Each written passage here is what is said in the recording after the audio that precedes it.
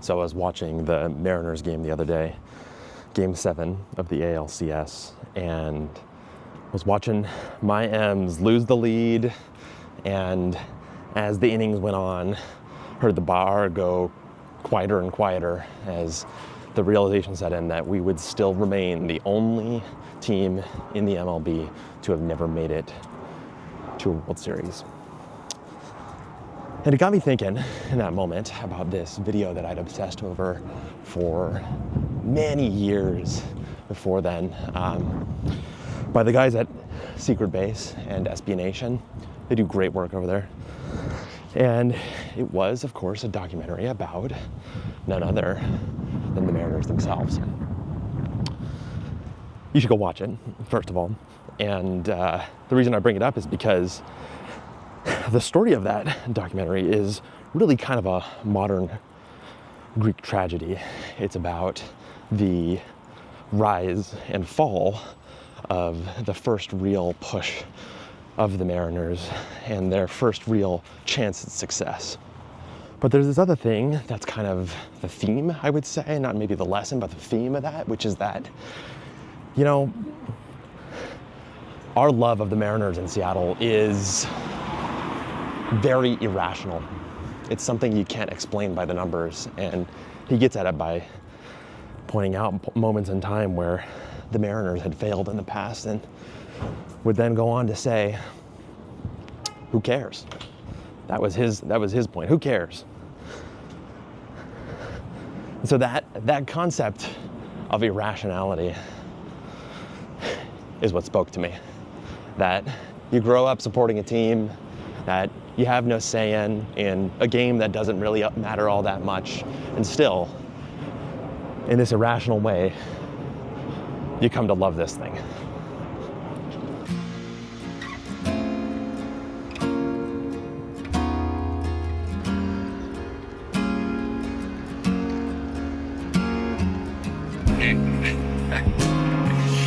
So, I want to show you something. Last night, as we were leaving the Rogers Center, massive disappointment, and we were being absolutely pulled by Blue Jays fans. But I looked down amidst our own fan devastation and disappointment on the verge of practical tears, and this was right at my feet. It's a Canadian nickel, 5-cent piece, head up, and it was right at my feet. I mean, like, I looked down and it was right between my feet, and the head was looking right at me.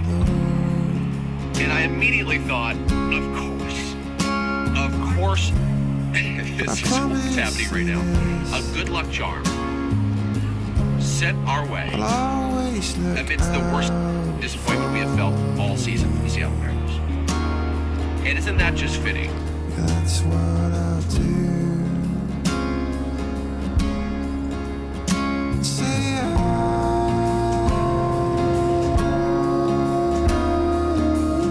What's your message to the fans? Obviously, you know, they were packed in bars in Seattle. They packed up the stadium, cheering you guys on for something that this team had never done in franchise history and get to a Game 7.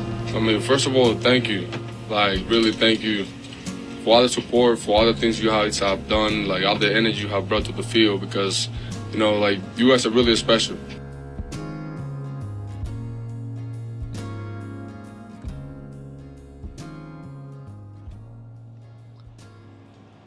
If you've ever heard of the phrase form follows function, you might not have thought too much into it. At least I hadn't.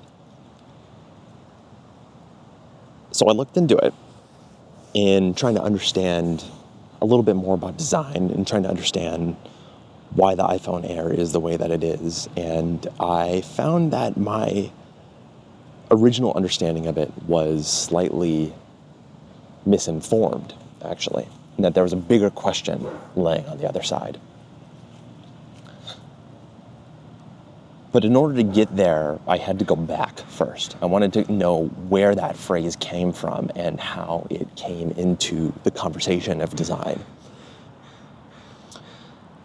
And I found my way all the way back to the days of French architects and then one very important American architect alongside them. Louis Sullivan is one of the people known as the fathers of the modern skyscraper. He's a major contributor to modernism as a whole in the design field. And he had a complicated relationship with the idea of decoration, beauty, and purpose. One of the things that I figured out about him was that he actually began his career in those French schools and originally had decided that, one of the things that he might be interested in is decorating his buildings with lots of ornamentation, lots of intricacies and little bits and bobs of these molded things that looked beautiful, that looked busy almost. But eventually found himself becoming a champion more and more of the judicious application of that ornament. And instead trying to get to the core of what it meant to be the type of building that was emerging as skyscrapers became popular and as land values rose and as industry and the white-collar economy rose in America. And so with it, he tried to understand what it meant to work within these constraints, and he wrote this piece about it. And what he says is that this is all new, and we, have to go back to look forward.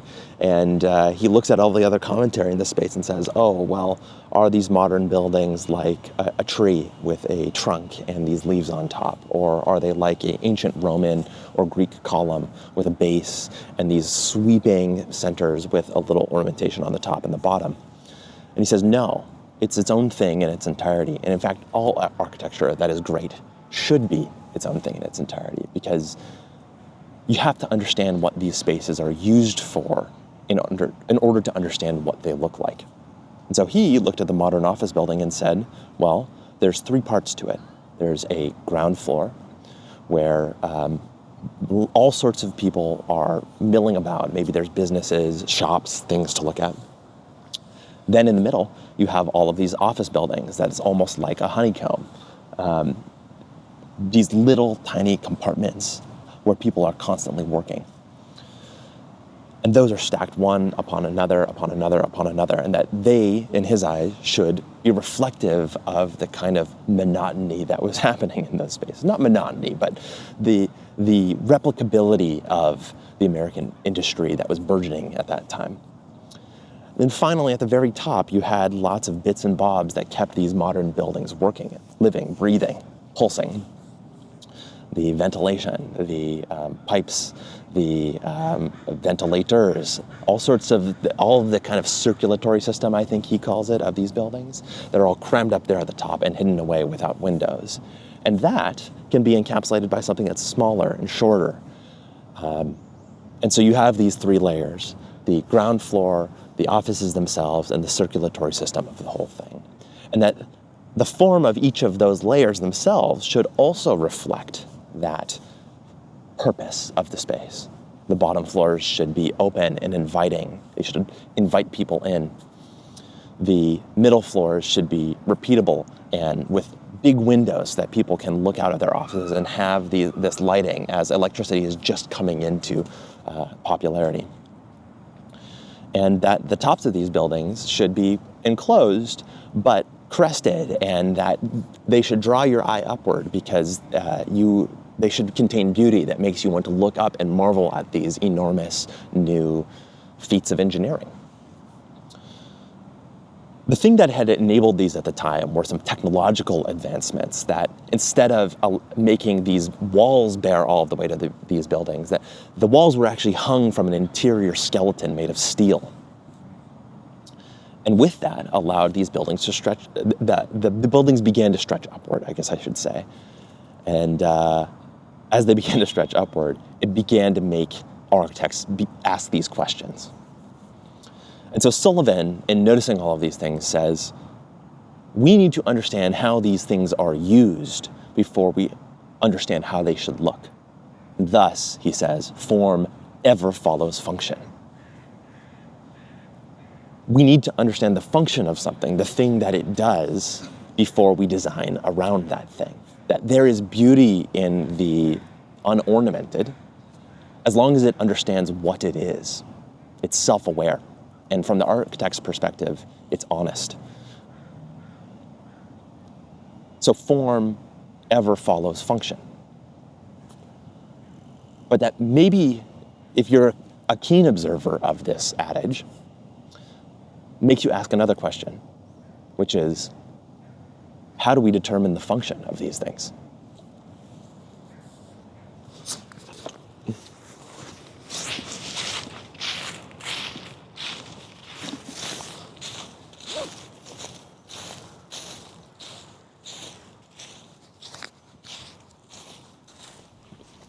So as I think about form following function, and as we ask the question about what function should follow, I feel like we should go back through some of the things that I have learned about design.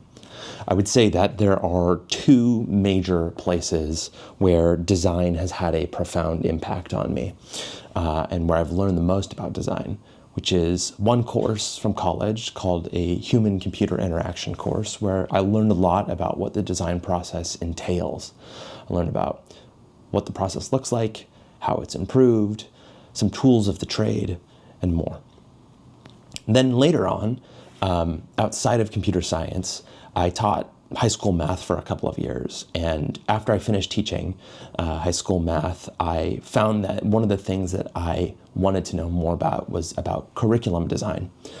And of course, with the design in the name, I decided to tap one of the resources that I think I learned about in my grad school, and just dive as deep as I possibly could into it, into this book called Understanding by Design.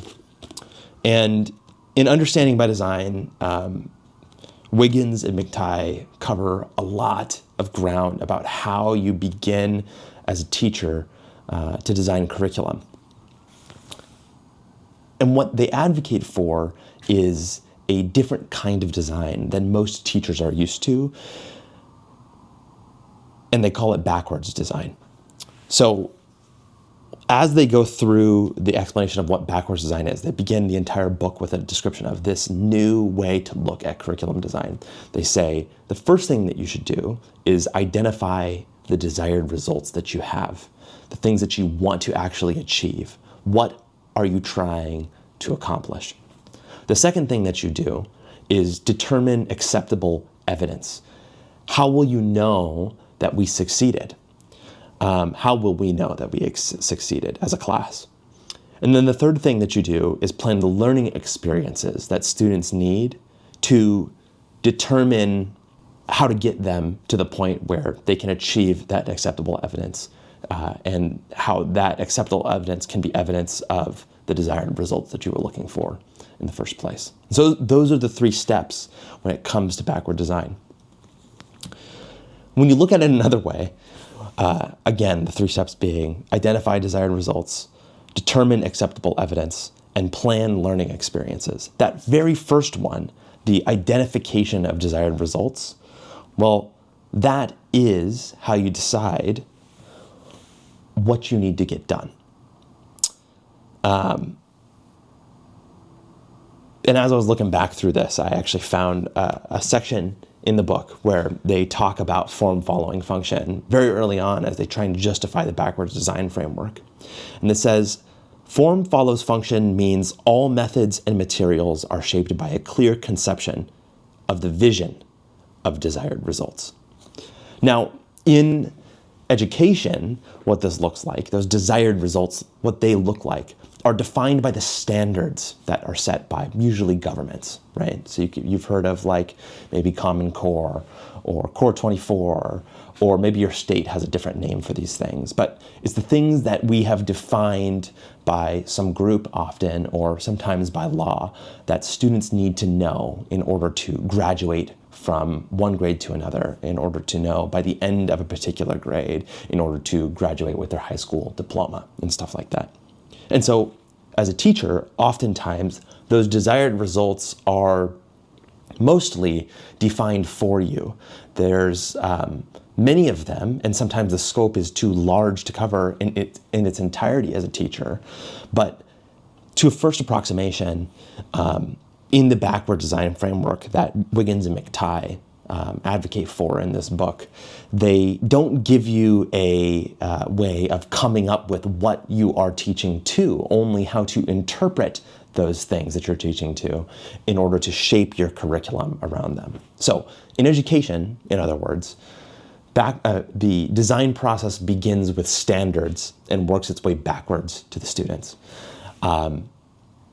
And to me, that is a limited way to look at things. I think the process is still the same in the sense that they say the form of the education looks a lot like the function of what the education is supposed to be doing. What are we trying to achieve? What are the standards that we're teaching to?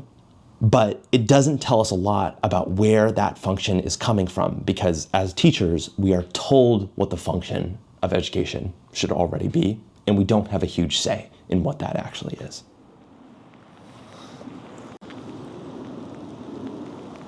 So if the shape that something takes is defined by the function that it performs, which in turn is defined by something else, what is that something else?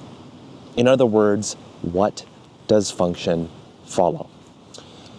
In education, we've found that the functions are defined by the standards themselves, that they're handed on a platter to teachers and curriculum designers to show us the direction that we should head in.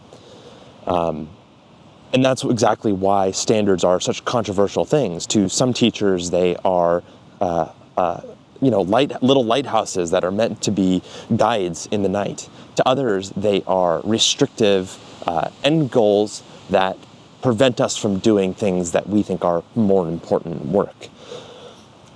But outside the realm of education, the question is, what defines those things? In education, the experts define those standards, communities define those standards, sometimes school boards define those standards. But what about in the world of business? Well, Clayton Christensen is a person that I often turn to when it comes to the world of economics and business. And one of his theories, one of his core thrusts in his career, is trying to redefine how we segment markets, not by demographic, by your age and by your gender, or your geography even, but instead by the jobs to be done in the market. What things need to happen? Now, Clayton Christensen defines jobs to be done as progress desired by somebody and the circumstance around that progress that's either helping them or hurting them achieve whatever end goals they're trying to achieve. And so when you start to look at the world this way, you start to ask yourself, what are the things that need to be done in the world, and how can I help people along in them? A phone helps me connect to someone who's away in a long distance. A car helps me travel long distances. A piece of paper helps me write down my notes and extend my brain, by extending my memory. And this idea of jobs to be done helps us understand why something like the car can replace the horse. Because some may say that the purpose of a horse is to provide camaraderie or to provide some liveliness in their life amongst all of the other things that a horse was doing way back in the day before cars existed. But really, the core of what a horse did for us as humans was help us travel further, faster. It came with a lot of trade-offs to get there. And it turned out that by mechanizing that core function of getting further faster, we could replace a lot of those core jobs to be done by a horse with something else that better achieved those jobs to be done. In this case, the automobile. There are other features of a horse that maybe helped it live out beyond, for example, something like a train. Trains are on rails. They can only go certain distances. They can only go to certain locations. Boats can only travel on water. They can't travel on land. Horses are, by comparison, much more unitary and flexible. Hence, its replacement by the automobile.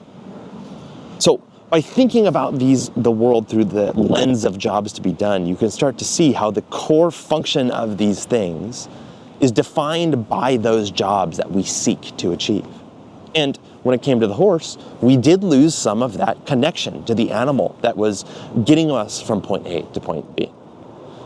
But I think we found that in other places. Some would argue we haven't, but I think that we have over many, many years. And so the more I look into it, the more that picture starts to make sense to me, which is form follows function, and function follows the job to be done. And so that leaves one final question, which is, how do we determine those jobs to be done? Huh? Yeah, I didn't expect that. So how do you discover a job? I think that the answer lies in something that's a little deeper, a little more humane, something that's more humanist in a certain kind of way. And the question that you have to begin to ask yourself is, what are people trying to do? What are they trying to accomplish? Clay Christensen says that it's understanding the progress that someone is trying to make combined with the context or the constraints in their life. So that way you know what to design to remove those constraints. But what that misses, what that analysis misses, is maybe the thing that's most obvious, but I think is forgotten quite often, which is the way you do that, the way you determine the jobs to be done, the way you figure out what people are trying to do and what is getting in their way, is by spending time with the people that you're trying to build for. I think that as people who build tools, we don't spend enough time around the people that we're trying to build for. Even worse, we rarely even articulate who we're building for in the first place. We just think there's a problem that we see and that we want to solve. In a certain kind of way, it's actually quite narcissistic. And so the thing that I've learned, I think, over the past, half decade to decade, is that the only way you can know what to build is by spending that time around the people that you're trying to build for. And so be around those people that you want to build for. Listen to them, talk to them, observe them, and apply two different skills that understanding requires: empathy and perspective. Empathy is your ability to crawl into another person's skin, to understand what they might need, to empathize and feel their feelings. Perspective is related but the opposite, which is that it requires you to take a step back, to observe something with a cool eye, and to understand the gaps in the bigger picture.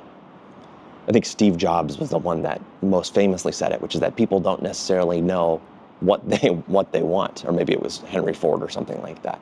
That you have to observe that and create something that solves a problem that maybe they know that they had, but in a way that they may not have known that you could solve it.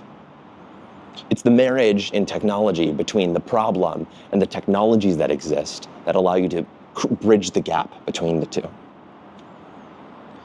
And when I look back at the other great designers and philosophical thinkers about architecture over the past, several hundred, several thousand years, Sullivan knew the people he was building for. He knew what they needed.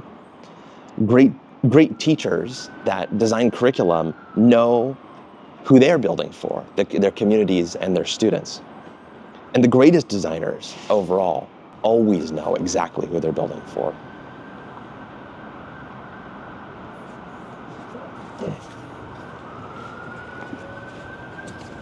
This video started out as a look into why Apple would make a product with only one camera that's supposed to be a premium product. Of course, in this case, the iPhone Air. It makes sense from a technical perspective as to why. You can gain some understanding as to what Apple was trying to achieve by slimming down the phone and sacrificing a camera or two for the sake of making the phone slim. But some people have taken that as a cause to question why make the product in the first place. And it's often phrased in the sense of, who is this product for? It's harder to justify that way because you are cutting down on some of the capabilities. Some people might even call it irrational. And so the core question of this video, why does Apple make products that are irrational, boils down to the things that we've talked about, which is a sense of understanding the jobs to be done and a sense of empathy and perspective in an approach to product design and to all design that is required for people who want to be great designers. One of the things that Clayton Christensen talks about when he talks about jobs to be done is the need to look at the ways that people use products in a weird way. And the example that he gives is a milkshake.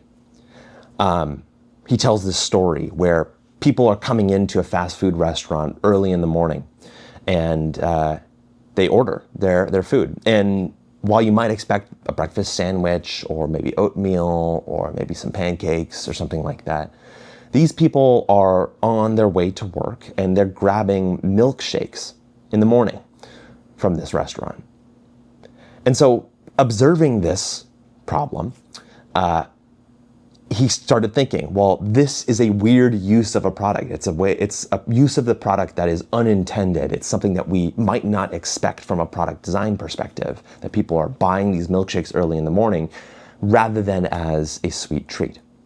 But instead of pushing that aside and thinking of these people as irrational or as weird for using the milkshakes in this way, instead he turns around and systematically asks them a question, which is, why? Why are you doing this?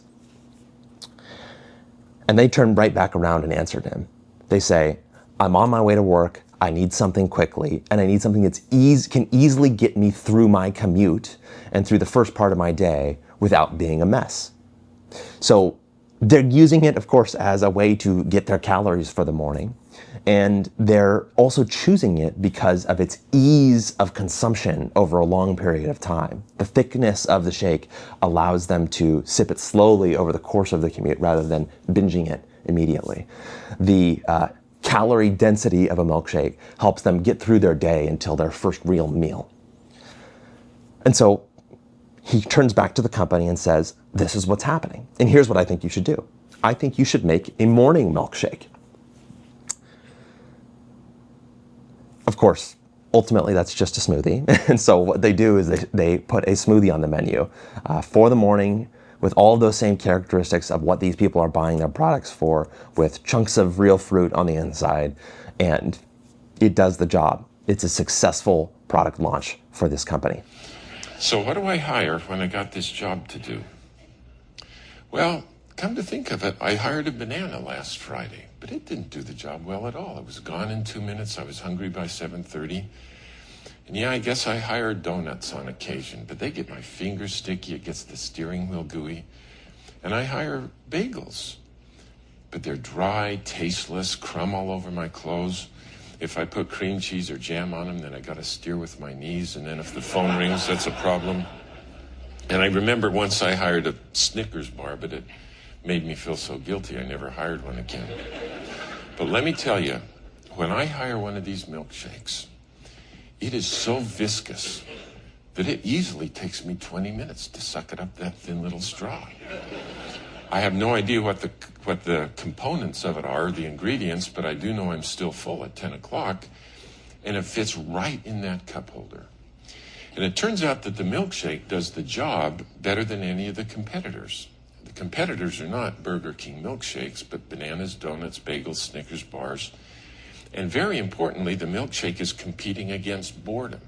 That sense of looking for the way that people use products in a weird way is a great approach to these types of problems. It's not the only approach, but it's one way that illuminates a broader set of ways that you can look for ways to design products, to look for jobs to be done. On the iPhone, I imagine that the example here would be that most people who are buying these iPhone Pros, maybe not most, but many people who are buying these iPhone Pros are have 3 cameras at their disposal and are only using 1 or maybe 2.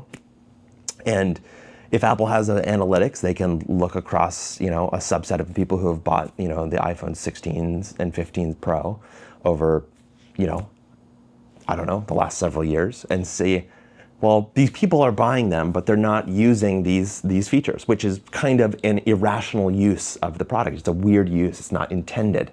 And so how do we design something that's like a morning milkshake in this case that fits the contours of the way these things are actually used?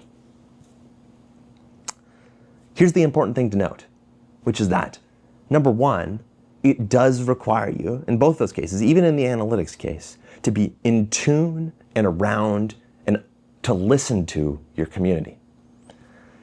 And in both of those cases, it also required a distant perspective, one that was on the outside, to come up with a solution that was not one that was being requested in the first place. The reason that people build these products that seem irrational is because they're building them for people who are irrational. The scope and diversity of humanity is a very broad thing. It's chaotic in many ways. And the only way that we can make sense of that chaos is by immersing ourselves in empathy and perspective when we're trying to determine what is possible to create. And so I wanted to go back to Understanding by Design and look at their 2 definitions of empathy and perspective, which are 2 of their facets of understanding. So let's start with perspective. Wiggins and McTighe define perspective as critical and insightful points of view. And here are the questions that they suggest that you ask. From whose point of view? From which vantage point? What is assumed or tacit that needs to be made explicit and considered? What is justified or warranted? Is there adequate evidence? Is it reasonable? What are the strengths and weaknesses of the idea? Is it plausible? What are the limits? So what? They go on to say, to understand in this sense, that is perspective, is to see things from a dispassionate and disinterested perspective. This type of understanding is not about any student's particular point of view, but about the mature recognition that any answer to a complex question typically involves a point of view. Hence, an answer is often one of many possible, plausible accounts. A student with perspective is alert to what is taken for granted, assumed, overlooked, or glossed over in an inquiry or theory. Perspective involves making tacit assumptions and implications explicit. It is often revealed through an ability to ask, what of it? And to see an answer, even a teacher's or a textbook's answer, as a point of view.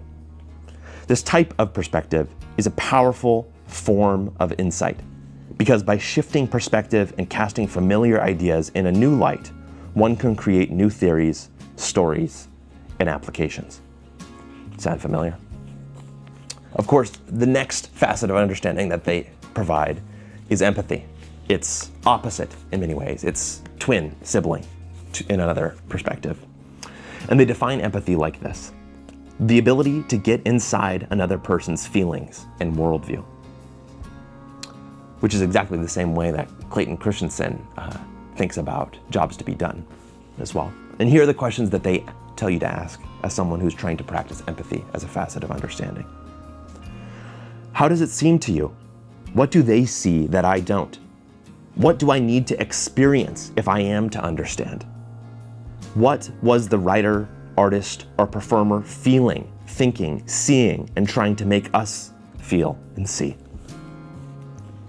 They go on. Empathy, the ability to walk in another's shoes, to escape one's own responses and reactions so as to grasp another's, is central to the most common colloquial use of the term understanding. When we try to understand another person, people, or culture, we strive for empathy.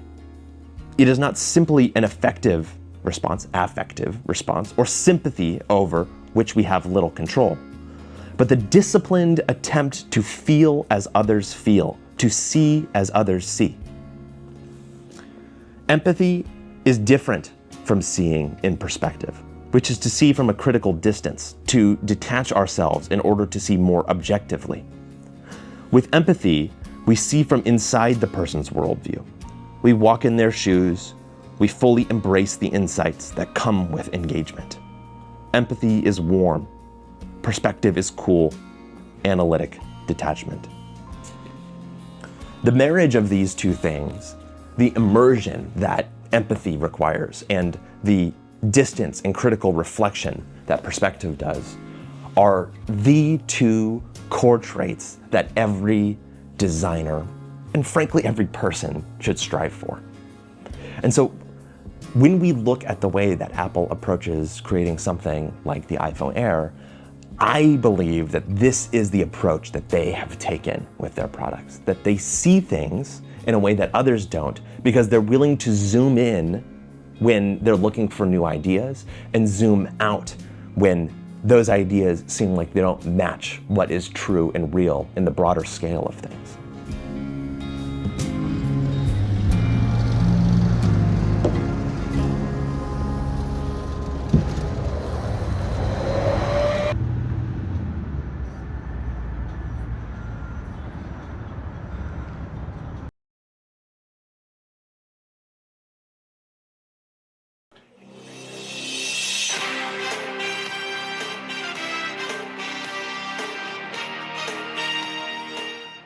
I'm Dick Peterson along with Nate Jones here at Safeco Field for Game 1 of the World Series between the Seattle Mariners and the Chicago Cubs. You know, it's hard to believe it took the Mariners this long to finally make it to the World Series. And hard to believe they've been playing here at this outdoor stadium for 27 seasons now. Incidentally, a reminder that the infield dirt at this fine ballpark is brought to you tonight by Malbach's Nursery. And the Chubby and Tubby grass looks beautiful tonight under these Sylvania Company lights. I noticed the Cubs outfielders are leaving a lot of room out there in between the Quality Food Center's center field and Rite Aid right field. So hopefully a Mariner hitter will be able to drop one right into the gap.